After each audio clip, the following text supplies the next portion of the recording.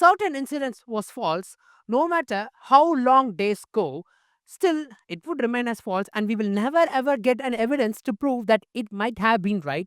Rather, we will get more evidences that it was false. And at the same time, if an incident was true, we will never ever get even a single evidence to disprove that incident. And in fact, we will get more and more evidences only to add to the information that that particular incident was true. Now, it has been more than 1900 years since the last book of the Holy Bible was written, and till now, we have not even got a single evidence to prove that a single incident mentioned in the Bible is false, or there has not been any evidences to disprove the Bible. Hello, everyone, this is Michelle, and in today's episode, we are going to see some amazing archaeological evidences which has in fact added to the fact that the Bible is infallible and there is no error in it. And we are going to see some top 3 discoveries of the year 2025. It's going to be very interesting this week. Join me.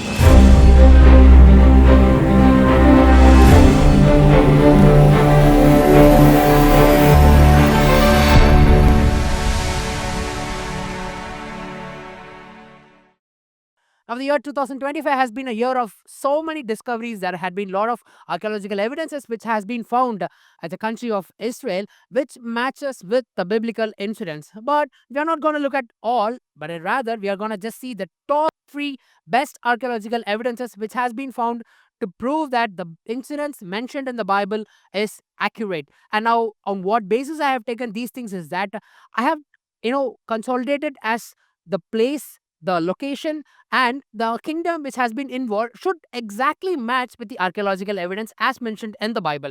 In that aspect, we are going to see the top 3 now. Starting from the third place, what we are going to see is Assyrian inscription found at Israel. Now, this is actually a small inscription which is written in Akkadian language. This is around just 1 inch in size, and it dates back approximately 2700 years back. This is amazing stuff, actually. Now, there are some researchers who have found that the clay which has been used for this particular inscription was a clay taken from the river Tiger, which is at Mesopotamia. Now, why this is crucial is because this proves that this was inscribed by the Assyrian king. This is number one. And number two, this particular inscription was found at the country of Israel. Now, this is again very important because the detail which is mentioned in this inscription, a researcher has deciphered the text which is written it, which says that the Israel kingdom of Judah has been delaying to pay the tributes to the Assyrian kingdom. Now, this is what has been written in Akkadian language in that particular inscription. Now, if we look at the Bible, if there is something which goes very close or which matches accurately with this inscription, we definitely have one incident. In the book of 2 Kings, chapter 18, in verse number 7, we can see that the king Hezekiah rebels against the Assyrians. The Lord was with him, he prospered wherever he went, and he rebelled against the king of Assyria and did not serve him. Now, this verse is very clear that the king Hezekiah did not serve the Assyrians and rather he rebelled against them. Any kingdom, if they are rebelling against another kingdom, the very first thing they would do is by stopping the tributes which they pay to the other country. So, if we look at the timeline which this incident, the Hezekiah ruled was around 715 BC to 680 BC, and this particular Assyrian inscription also dates back almost 2700 years back, which is a perfect match with the biblical incident. Now, let me give you a summary of this. The place that is at Israel, number one, and number two, the kingdom of Assyrian asking the Israelites to pay the tributes on time because they are delaying and they are rebelling, matches exactly with the Bible, and also the timeline which takes place is also a perfect match. Now, this very clearly proves that the biblical incident mentioned here has a perfect archaeological evidence to support this. This is at number 3. And number 2, we have a dam which was discovered below the pool of Siloam. Now, we all know the pool of Siloam. It comes in John chapter 9, where Jesus heals a blind man and asks him to wash his eyes from the water of pool of Siloam. Now, exactly below this pool of Siloam, they have discovered a huge dam. This is the largest dam which has been discovered in the country of Israel, which is around 12 meters in height and 8 meters width, and for now they have excavated approximately of 21 meters of length, and still the excavation process is going on, and this actually was discovered in the month of August 2025. Now, Why this is crucial is because the structure in which this has been built is that the water from Gihon spring flows to this dam, ensuring that if there is a flash flood comes in the city of Jerusalem, the water will be managed and will be made to flow in the city in a very systematic way, so that the city is not being affected because of a flood. And the other way, if there is a famine which comes in the city, it's not gonna cause a major problem to the city because they already have a huge dam for them in reserve. So it serves as a multiple purpose. Now, this is a very beautiful engineering structure. If we see something similar to the Bible, we can see one king was very famous in renovating the city and the temple. It is mentioned in this book of Second Kings, chapter 12, verse number 11 and 12.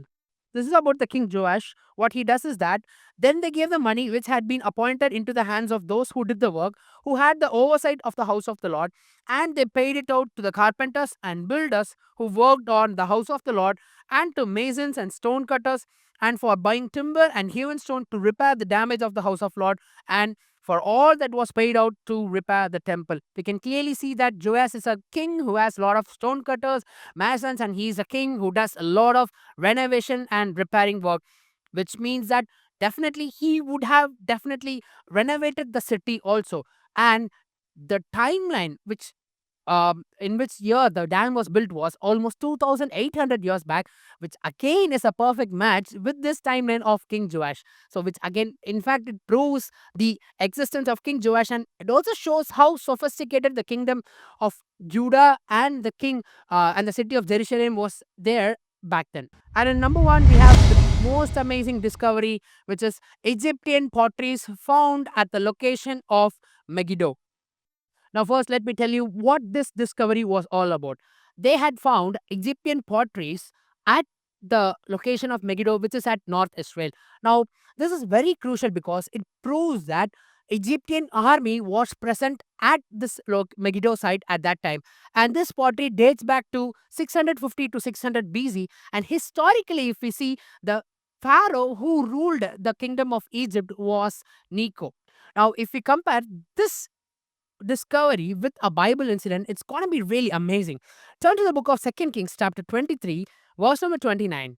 In his day, Pharaoh Necho, king of Egypt, went to the aid of the king of Assyria to the river Euphrates, and King Josiah went against him. And Pharaoh Necho killed him at Megiddo when he confronted him. So, there are certain very important things which we can see here. Number one, the person involved here is Pharaoh Necho. And number two, the location involved here is Megiddo. And number three, we can clearly see that he has killed the king Josiah. So, there is a war taking place at Megiddo, and the pharaoh involved was Necho. So, again, in turn, this proves that the timeline which this incident is mentioned in the Bible matches with the Egyptian potteries being discovered at Megiddo. Well, let us look a comparison between these two. 2600 years back, a pottery used by the Egyptians was found at Megiddo, and this Bible text also says that at Megiddo, the Egyptians had come to wage war against the king Josiah. Now, look how precisely the archaeological evidence matches with the biblical incident. The three things are being matched here.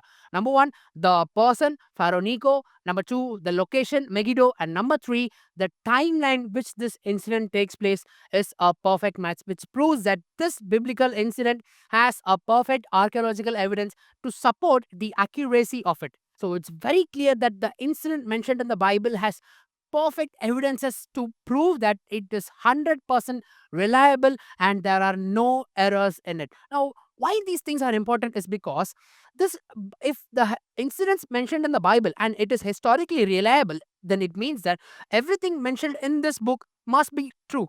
And in fact, this is the only book which has the good news of God sending his only begotten Son to seek and save the lost souls of the earth. So imagine how important then this book must be. And in fact, there is no other book which has the good news in it. So if anyone asks you any question about the hope that is in you, be prepared with all faith and courage to give a reply to them, because the good news which we have, the gospel which we are sharing is infallible, and the Bible is perfectly accurate. And with all courage and faith, we can go and share the gospel to everyone. If it's God's will, we will meet you another week of this weekly Paul program. God bless you.